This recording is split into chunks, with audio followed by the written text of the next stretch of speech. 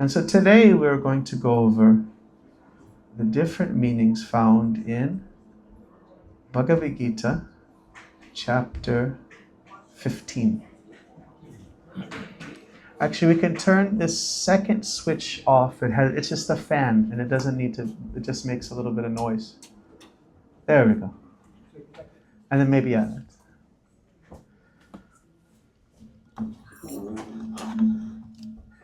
So everyone can take a deep breath in. Oh wait, what is this?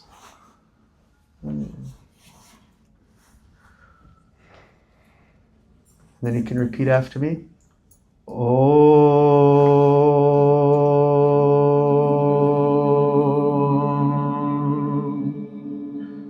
Namo Bhagavate Vasudevaya.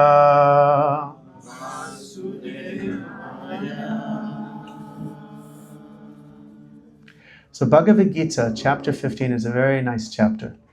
There's actually a DC comic book hero who's named after this chapter. Anybody guess? Who is the DC comic book hero who's named after the 15th chapter of Bhagavad Gītā? Name a famous DC comic book hero. Batman. Okay, so no, it's not Batman that this chapter does. It's close. Who else? Superman, yes. So this chapter is called Purushottama. Purusha means man, and Uta means super.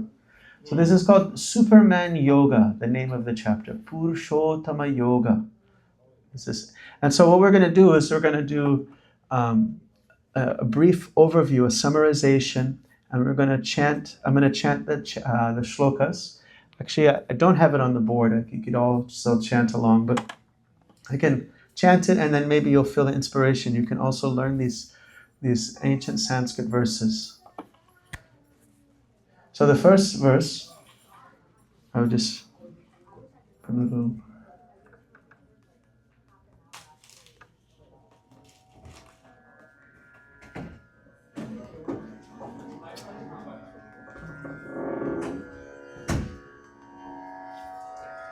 Shri Bhagavan Uvacha Urdvam Mulam Madashakam Ashwatam Prabhur Avyayam Chandam Siyasya Parnani Yastam Veda Savedavit Adaschurdvam Prashitastasashaka Guna Pravidha Vishaya Pravaha Adashtamulani Santatani Karmanubandini Manushaloke Narupamasyeha Tato Palabhyate Ananto Nachadirna Sampatishta Ashvatamenam Sabrudamulam Asanga Sastrena Dridena Chitva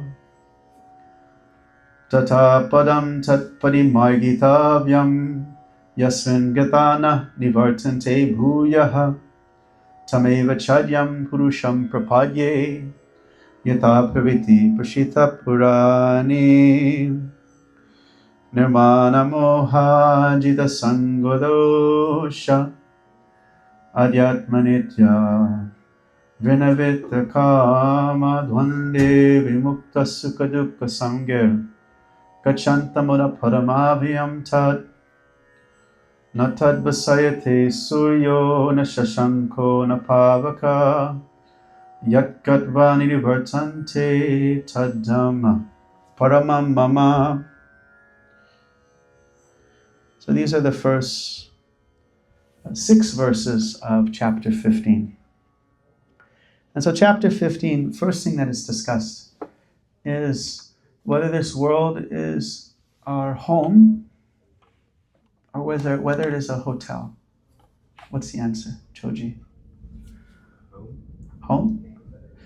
And what's the difference between a home and a hotel? It's yours. What else? What's the difference between a home and a hotel? Hotel, you need to check out. You need to check out. What else? What's the difference between a home and a hotel? You need to leave your hotel. Oh, you got to pick up something new.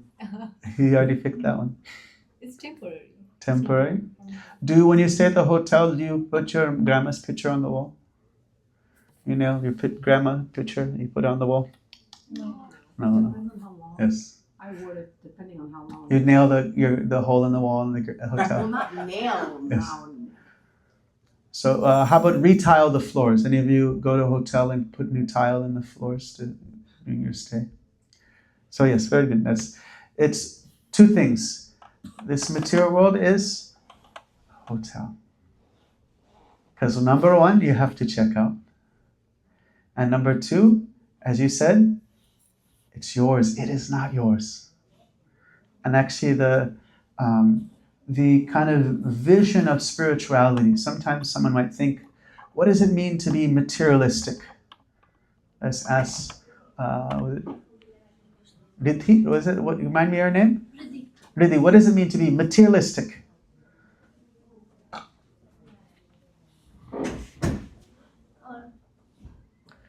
I'm not sure how to put it out, but someone who's very... Like if someone has many cars, is that materialistic? Yes. Okay. What is it? Living with attachment. Living with attachment. That's okay. With attachment of things, I would say. Attachment of things. Okay. Temporary satisfaction. Temporary satisfaction. Sadhana. So one of in the Vedic literatures, in Bhagavad Gītā and Bhagavatam, it explains actually what materialistic is not possessing objects, but rather when we see what is called duality. Duality means when we see this world, its energies, this product, as something that is separate from divinity. And therefore, it's mine. It's like the little kid who enters the candy shop.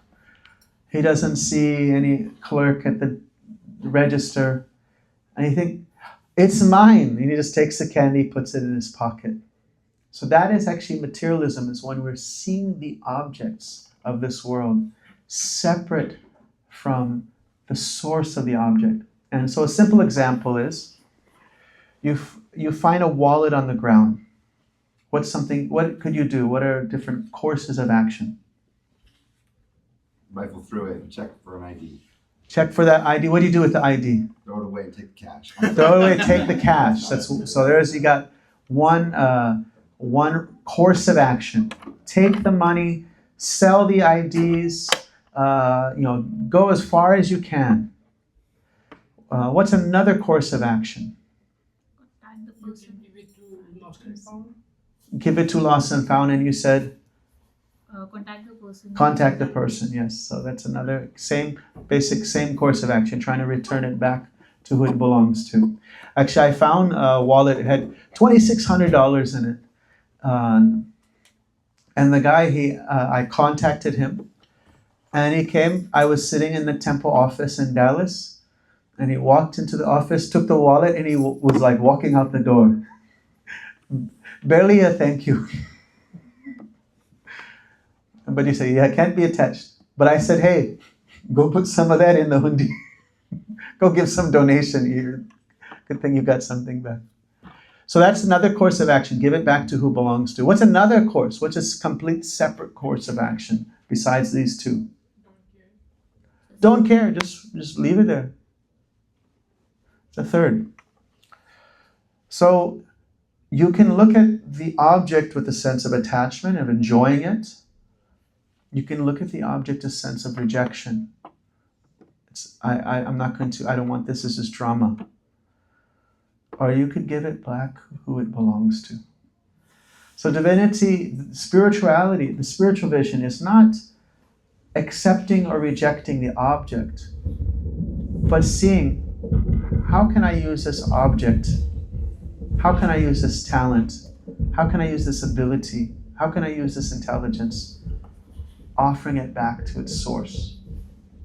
So if I have a guitar and I used to sing songs that were very egotistical. Now I want to be spiritual, so I throw my guitar away. No. You take that thing and you engage it and you give it back to the source. So materialism is not the object. A person could have by their karma. It says one should, there was a Chanakya Pandit quote, very cool quote. I'm trying to remember, we read a whole bunch of them. But one of them was, one should be satisfied with money that comes by just honest endeavor. You just work honestly and whatever comes. So someone's honest endeavor may give them the income that they have 5 cars. That might be their karmic quota. They may have done a lot of charity in their past life and fortune flows their way. But they can use that, those qualities, those attributes, wealth, anything, talents, music, all these things can be used as an offering. Give it back to the source. And then that becomes spiritual. So spiritual materialism doesn't mean that the very wealthy person is for sure materialistic and the poor person isn't materialistic. Materialistic is the vision of seeing the energies of this world separate from its energetic source. So these first verses give this image of a banyan tree. Urdhvam mulam adha shakam, upward roots and downward branches. So generally, it's the other way around, correct? Branches upwards, roots downwards. So urdhvam mulam adha shakam ashwatam prahur avyam. This is this banyan tree, which banyan trees do have roots that come from the top and come down as well. They have a whole phantasmagoria of just up and down and sideways, all kinds of, it's like a forest, just one tree. Actually, there are some banyan trees that are, the one tree is a mile wide. It has grown so for many years. But where would someone see the imagery of a tree with the branches down and the roots on the top? It's reflection. And the reflection, correct. Perfect. This is a great pundit. So in the Bhagavad Gītā, Krishna is saying that this world is actually a reflection of our original home. And the word ashvatam, which means banyan tree, has a double meaning. You find so many hidden double things mixed into this Sanskrit literature. So shva means tomorrow. Ashva, when you put the in front of something, theist, atheist, Gnostic, agnostic. Those kind of English phrases come from Sanskrit. This rule of the or the a changes the meaning to the opposite. So ashva, no tomorrow. Tam tishtati, place, that place that has no tomorrow. That is the material world. It means it's temporary. You can't stay here. You have to check out. So the first lesson in this 15th chapter is the world is not our home. And this is really, actually 15th chapter is a very good introductory into the spiritual culture of the Bhagavad Gītā. Because that's kind of the first thing that someone may begin to question.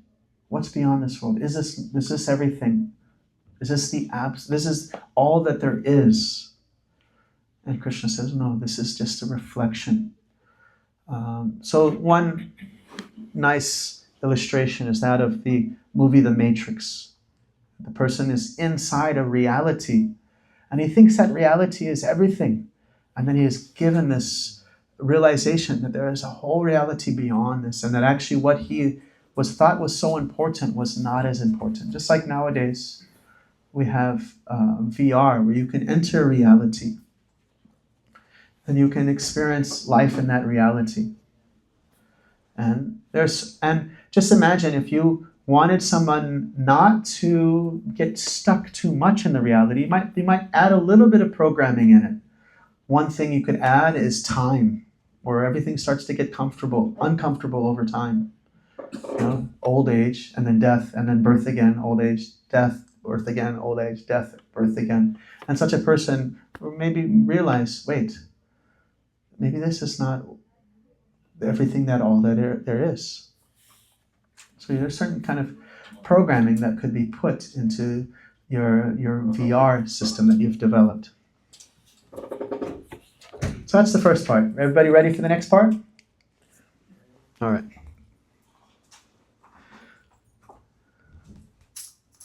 Okay, let me see. Okay, so the next is, Me vamsho jiva loke jiva bhuta shanatanaha manasashtanji indriyani prakatishthani karshati shariram yaravapnoti yachchapit kramatishvaraha grihitvaitani samyati Vayurgandan iva shayat shrotram chakshushpashanam cha rasanam grahanam eva cha adishchaya manaschayan vishayan upasevate utkramantam stitam bhapi bhunjanam vagunan vitan vimudanan upashanti pashanti gyana chakshusha Yatanto yoginaschainam pashantyatmavashchatam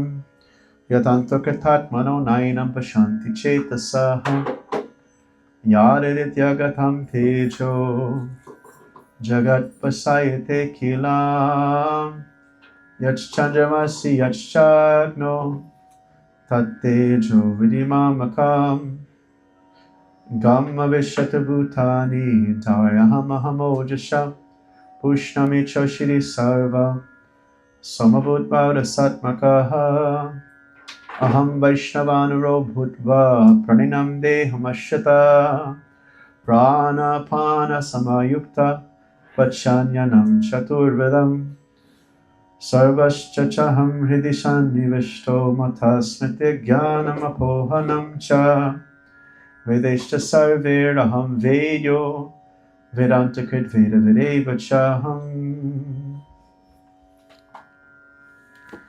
So this is the second and the third section of the 4 sections of this chapter. So everyone can remember, actually this chapter is the home chapter. So it's H-O-M-E. What does the H stand for? Home or hotel? Yeah, so that's the H, stands for home or hotel. That's the title. For verses 1 through 6. So verses 7 through 11 is O. And this O stands for over and over and on again. So what could that be about? Reincarnation. Reincarnation, yes. So in this chapter, this first verse of that section, verse number 7, Krishna says, My ankshas, me anksho. What does anksha mean? Parts, yes. So those who are from India, the languages are tightly connected to Sanskrit. But English, what kind of language is English? Is English an Indian language?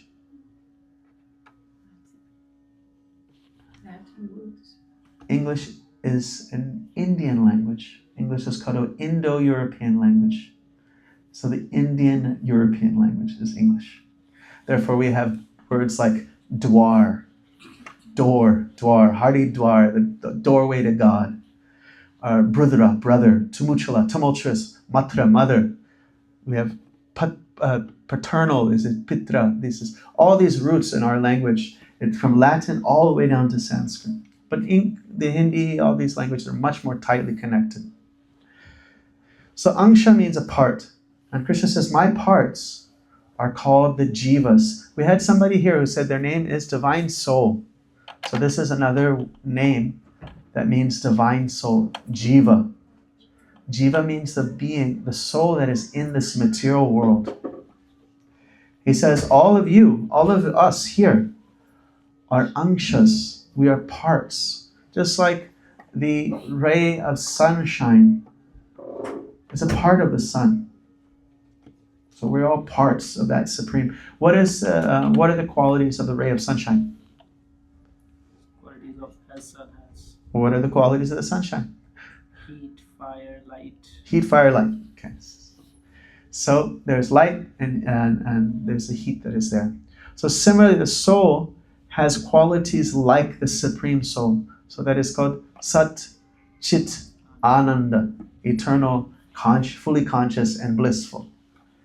And so Mevangsho Jiva Loke, Jiva Bhuta Sanatana, Manastasthani Indriyani Prakatishthani Karshati. So he says that my parts are in this material world and they're struggling for existence. And they are covered over and accompanied by, they are shackled by the mind and the senses. Just like if you see the old prisoners with a shackle on their leg. Karshati, they're struggling with these senses. And so manasaschendriyani, indra means the senses, and mana means the mind.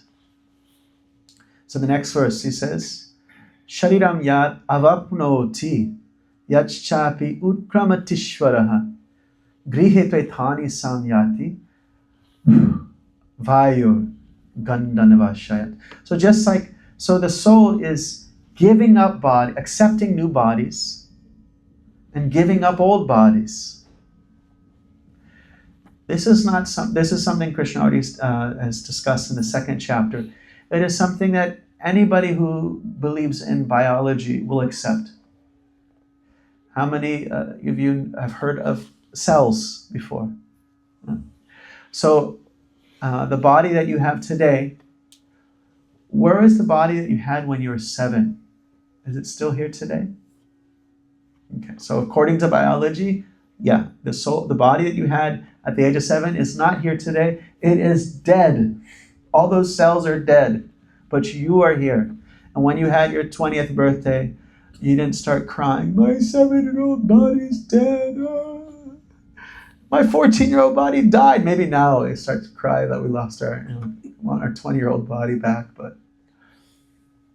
But the old cells are replaced by new cells. But the person is actually not the cells. They're the driver of the car. They're the witness within all these things. So he says, just like the air carries an aroma, Vayur Gandhi. Gandhi means fragrance. And Vayu means the wind. So just like the wind carries a fragrance, we carry our mind and senses and our different conceptions of life. Remember we said in the previous verse, like the ball and chain, we're carrying that with us from one body to another. So we can give a little example. Here we go. So this TV remote will represent, how do you say the divine soul? Your name? Ruhi. Ruhi. This remote is Ruhi, the divine soul. And then it is covered over by what is called the astral body, the Antasharira, the subtle body, the mental body. Isn't it Atma. Atma. Yes, Atma. Atma? Ruhi, Now it's Ruhi. Jiva. Many different words. Yeah.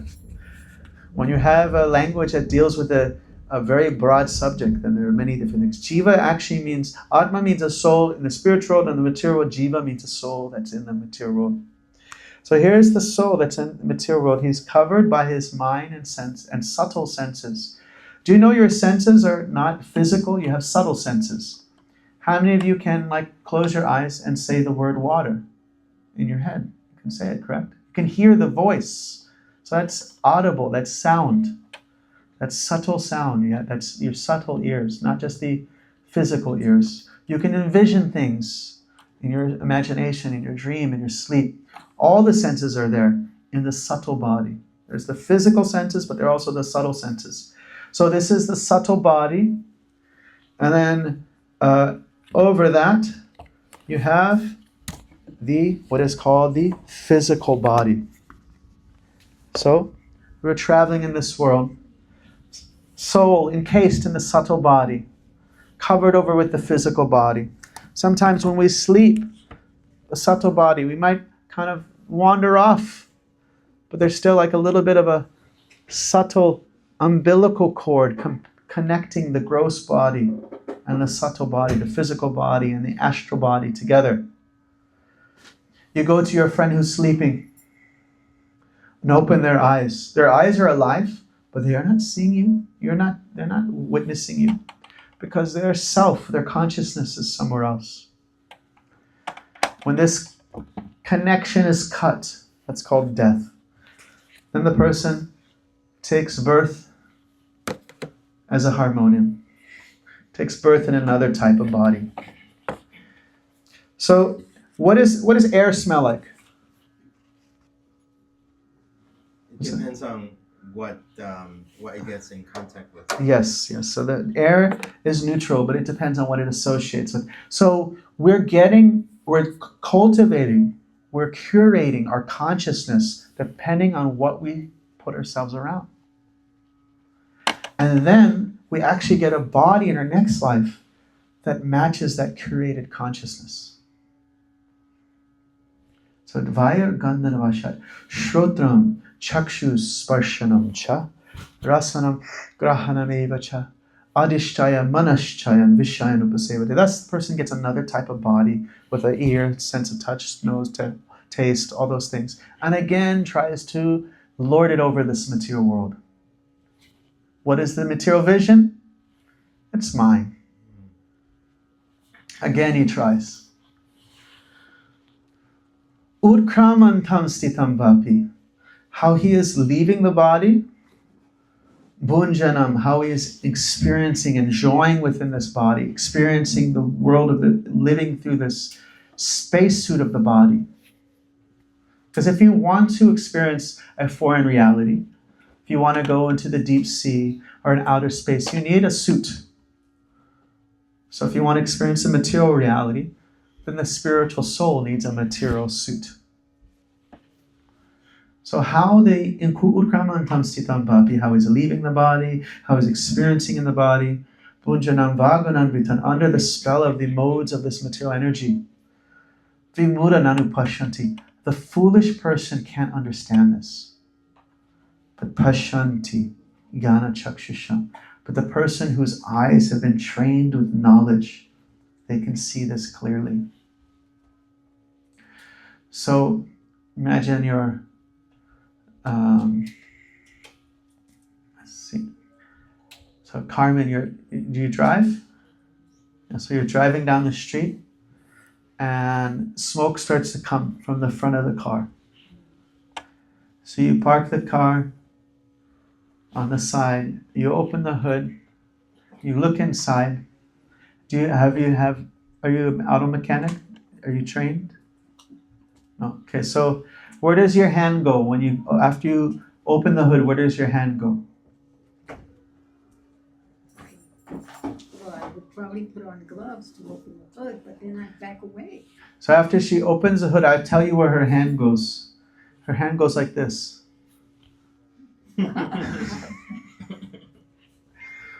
But then they call the mechanic, he looks inside. He's looking at the same thing you're looking at and understands the whole situation because his eyes have been trained. And so Krishna says, Vimudha, the foolish person cannot understand how the soul is existing in the body, leaves the body. All of you are growing up, are living here in America. If you go and tell somebody that a cow is a person with a cow body, they're like, well, what are you talking about? It's just a thing. There's no problem killing a cow. Well, what about a dog? A dog is a person in a dog body. Maybe. I have a pet dog and he seems to have a personality. So the idea that there's a conscious being, it's a little bit not so well understood. But how that conscious being is the same exact type of conscious being as you are, just has a different type of machine, different type of vehicle, not very well understood in this world. Vimudha, the foolish person can't see this. Pashanti, but Pashanti, who can see it? The one whose eyes have been trained with knowledge. And then he says, Yatanto yoginas chainam, those who endeavor seriously in spiritual life, the yogis, prashantyatmavashyatam, they can see this all clearly. Prashantikritatmano, but those who do not put that endeavor, that are lazy in regards to spiritual processes, they cannot see it even if they try. It takes some seriousness. So that is O. What does O stand for again?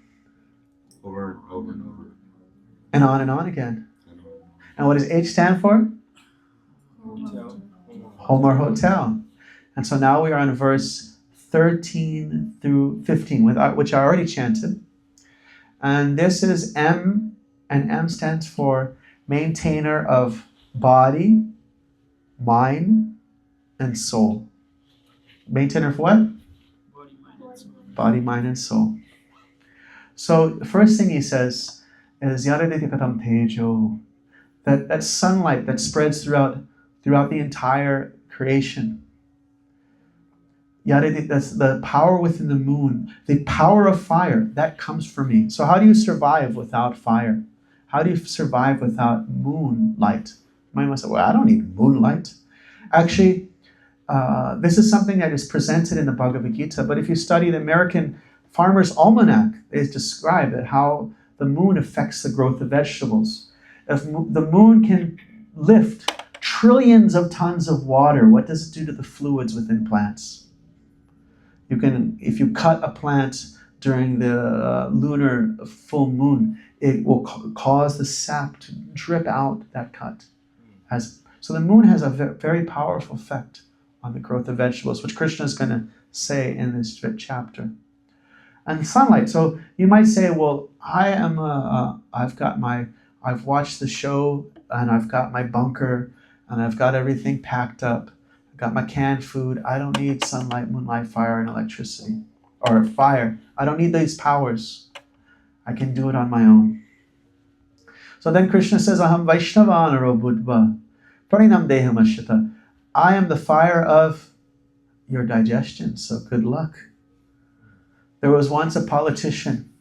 He was so unhealthy that there was an assassination attempt. Someone fed him poison, and he was so unhealthy he survived. Because he had such poor digestion. He just didn't get absorbed into his body. He had like too much stomach plaque, so many things that he didn't digest any of the food, so he didn't get any of the poison. So Krishna says, I'm the fire of your digestion. So you may have your bunker, but without digestion, you're not surviving. So this is the maintainer chapter. Body, so fire of digestion. Then he says, I am the principle of gravity that keeps this entire planet together. Otherwise, we'll just dust. Actually, although gravity is something we've understood in science for a very long time, they don't have a full explanation of it. It's something that is boggling for scientists. They can't fully explain it. They have some ideas, but it's still quite a mystery. So he says, Ham Vaishnavanaro Buddha Pranam Deham Ashita Pranapana Samayukta Pachananam Chaturvadam Sarvascha Chaham. Now, body, then we said mind. So he says, from me comes the functionings of the mind. I give those to you. Jnanam, apohanam, smriti. Knowledge, remembrance, and forgetfulness. Those are the things I provide. So even our functionings of our mind, we may want to remember something and it doesn't come. But the whole functionings of the mind, those things are, it's not just the body, but the functions of the mind, those energies, those things that are taking effect, that's supplied by God. And then the last part of the verse, he says, Vedesha sarve raham veyo, vedantik veda vedeva chaham. And I provide spiritual literature, the Vedas, for you. So body, mind, so you can understand me. So what's the last letter? E. So should we cover the last letter? Yeah, sure? Yeah? Why not? Right? Okay, let's just see. I like the watch. You got the straight edge watch. Yes. So, I'll chant the last part. This is, E is for essence. So this is the essence.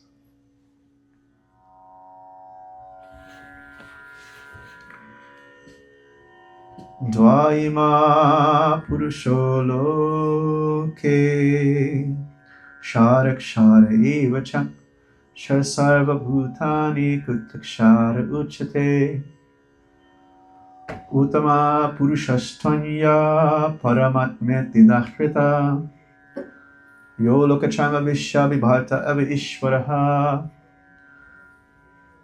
Yasmat sharamatitoham Aksharat apichodatma Atosmi loke vedecha prahita purushottama Yo mameva samudo janati purushottama Sasarvavid bhajate mam Sarva bhavena bharata Iti guyatamam sastram Idam muktva mayanaka Itat putpa bhudiman shatkrita kritascha bharata Om Tat Sariti Srimad Bhagavad Gītā Supana Sastru Brahma Vidyayam Yoga Sastre Shri Krishna Arjuna Sambade Purushottama Yoga Panchadasho Jayaha.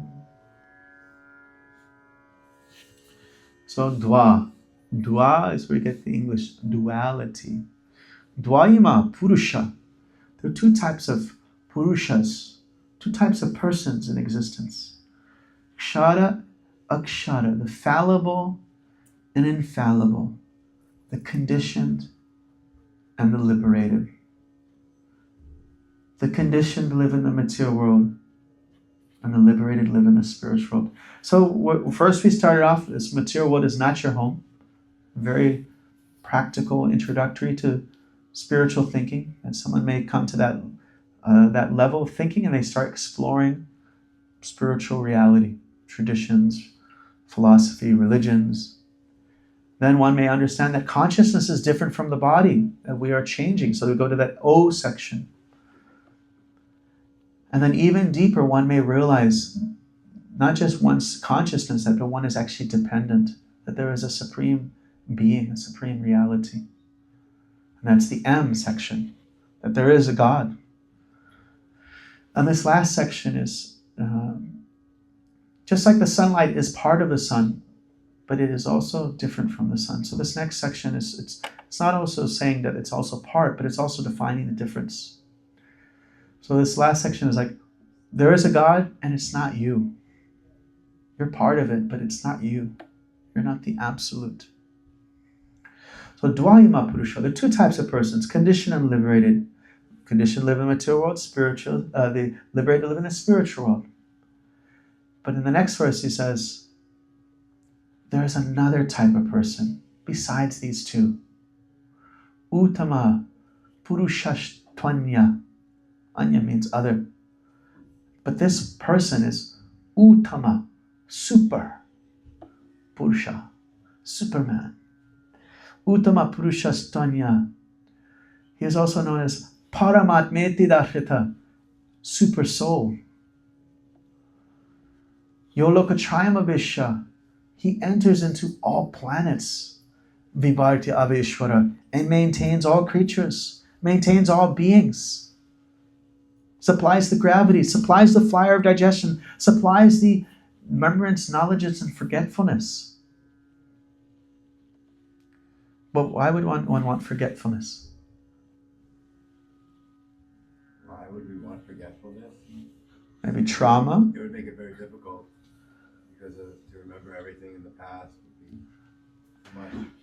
And so, we have, just like when you digest food, you take in something and your body puts things in its proper place and gets rid of some things that doesn't need anymore. Takes the vitamins in, lets the waste out. So similarly, you have what is called intellectual digestion. If someone is suffering some ailment, or if someone is taking too many intoxicants, one may find that their intellectual digestion goes down, and they're remembering the things that they don't want to remember, and forgetting the things that they want to remember. So so here in this chapter, he's saying, I'm supplying these things. So, Dvaima Purusho Loke Kshara Kshara Vichiksa. Uttama Purushashtanya Paramadida. Yolokachayama Vishya Vivata Vishva. And therefore, the next verse. Yasmat Shadamatitoham. So because this being is beyond the souls in this world, and even beyond the souls in the spiritual world. Yasmat Shadamatitoham Akshara Vitosmi. Atosmi Lokavedecha. He is celebrated in the lokas, in the worlds, in the universes, and in the Vedas, Parahita, Purushottama, as the supreme being. Now there is what is called Mayavad philosophy. Mayavad, Vad means philosophy, and Maya means illusion. So Mayavad philosophy is like we said, this matrix analogy. So Mayavad philosophy extends that matrix analogy to everything, to the point that God is presented as an illusion. And what Mayavad philosophy presents is that there is no God. It's all just oneness. It's just energy. There's no one to love, no one to serve. It is a fear of personalism that is behind. Some daddy issues are there. So one may say, Krishna is saying that beyond the liberated and the conditioned, he's beyond both the liberated and the conditioned. Well, one may say, well, maybe that's just the rudimentary understanding. And they get to the highest understanding, it's all just oneness. There is no God. I'm God. You're God. It's all one. You know? If someone ever tells you, it's all one, I'm God, you're God, then you say the money that's in your wallet is my money. Cough it up. You're saying it's all one. Give me my money back. So yasmat sharamadhitoham akshara tosmi lavecha prahita purushottama. Yomameva samado janati purushottama. One who knows this, that there is a supreme person, that there's a supreme entity. And that's the most logical conclusion. We may kind of get into spirituality and be kind of going towards more of an impersonalistic idea. But philosophically, if you examine it without any type of daddy issues, if we examine it, we'll find the most logical is personhood.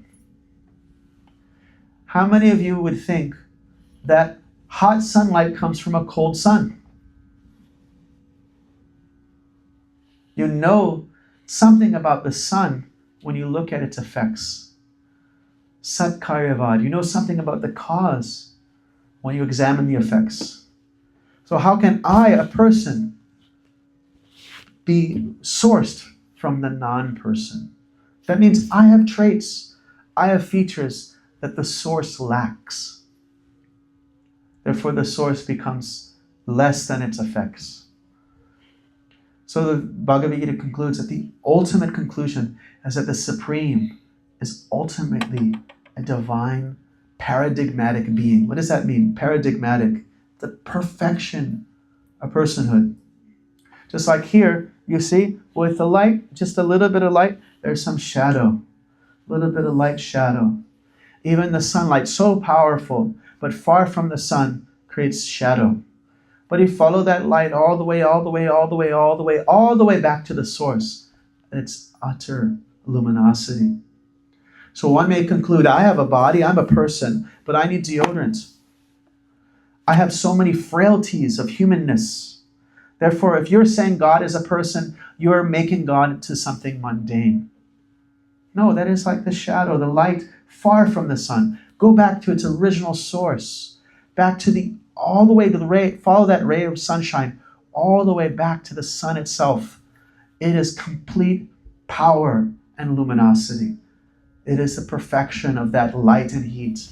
So similarly, God is the paradigmatic being, the perfection of personhood, the most lovable, sweetest, most beautiful personality in existence. And then, hence, the name Krishna is most fitting.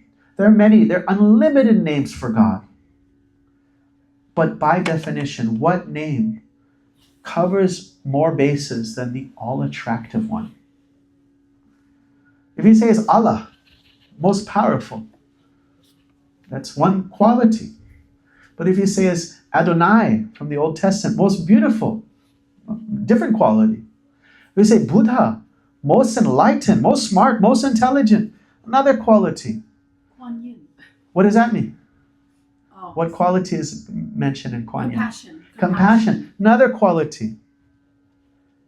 But if you say all attractive, you've covered all qualities. Everything becomes encompassed in that name itself. Hence the name Krishna is very special. So he says, where are we at? We're at Yomameva Samado Janati Purushottama Sasarvavid Bhajatimam Sarva. Oh, he says, Janati, one who knows this without a doubt that I'm that supreme person. Sasarvavit, he actually comes to the highest level of understanding. Sarvavit means he has all the wits. Vit means wits. And what is he doing? What's the activity of such a person? Sarva Bhavena Bharata. He's fully engaged in my service. Iti Guyatamam Sastram. This is the greatest secret of the Vedas. Idam Mayanaga. And Arjuna, you can understand this. This is Krishna speaking to his great friend Arjuna. He says, because you are without any tinge of bad karma. You can understand it. You have become qualified to dive into its mysteries. Etat Budva Burimanshat Kritakatashtavarata. And knowing this, you'll become wise. And all your endeavors will lead to perfection. So that is chapter 15. Om Tat Sat. Thanks a lot. Hare Krishna. Hare Krishna. So I'll stop here and see what kind of reflections you may have, any questions you may have. And if you're here new, if you have a different question not related to the talk, you're also welcome to bring that up. So we'll start here. Yes. So I have a question about remembrance. You were saying God provides remembrance. So although we understand that, but I do have a question about that. What if I write it down? Then how to stop that controller mentality, where I can write things down and remember it instead of depending on things to come up in my mind when I want it. So there is that thing that I can do something on my own. You can still forget that you wrote it down. Yes. Yeah. And writing is very reinforcing to remember. Actually, Srila Prabhupada, he says to write is to remember. Because in Kali Yuga, this is a particular age of that started 5,000 years ago. And ascribes before 5,000 years ago, humans had immense more. I'm reciting, I have 5 chapters memorized of Gita and Bhagavatam. But back then they had thousands of chapters of literature memorized. Actually, the production of literature, books, did not come due to advancement of the human being, but rather the devolution of the human brain. That previously the human brain could remember more, therefore you didn't need it written down. So you're now more dependent, not left, more like you have to, even to have a hope of remembering, you have to write it down. And then you have to remember that you wrote it down. Yes? I kind of also like the idea of forgetfulness being a blessing, and how, in the same way that death is a blessing, and you wouldn't want to live forever even if you could. Yes, if you're in this material, if you lived in this world, living forever, and you're like, where everything else is fading away. It might get boring. Yeah, the spiritual world is eternal, but it's described that there's a competition of love. Therefore, it's anandam buddhi vardhanam. It's ever increasingly blissful, because the soul and God are having a competition who can outlove the other. And so that goes on forever. No boredom there.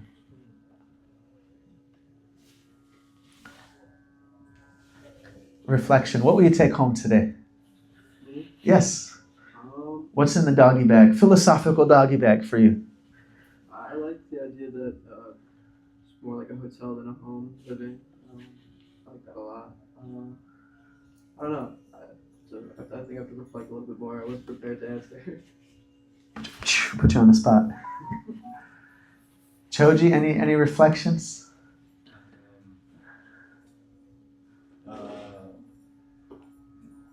Not yet. All right. And yes, sir. Sorry, I have one more question. Go for it. Yes. So you mentioned like people who are foolish, like can't understand like this concept. So isn't it too harsh to say that, because it can be a person is ignorant? Krishna uses not just, he says vimudhananupashyanti. He doesn't just say foolish. He says, so mudha means fool. But vimuddha is the royal edition, like the Rolls Royce, fool's Rolls Royce. Grateful. And the thing is, we are willingly ignorant. Material world is actually we're in this predicament that the living entity is put in a situation based on God's reciprocating with the living entity's desires. So we want to enjoy the temporary. We want to see ourselves as the enjoyer of the temporary. God is facilitating it. And to facilitate because everything is actually God's energy. So if we really saw everything as it is, we would be enlightened. So we have to be illusioned to not just be to not be enlightened at every moment, seeing that this is all the divine energy of divinity. That we are all, the souls are the marginal energy, the matter is the external energy, and the spiritual world is the internal energy. And so these are the three different main energies of the divinity. And we would be, guaranteed enlightened if we were able to see that. So it's like a tinted window. We're not seeing the whole thing. We're barely seeing anything.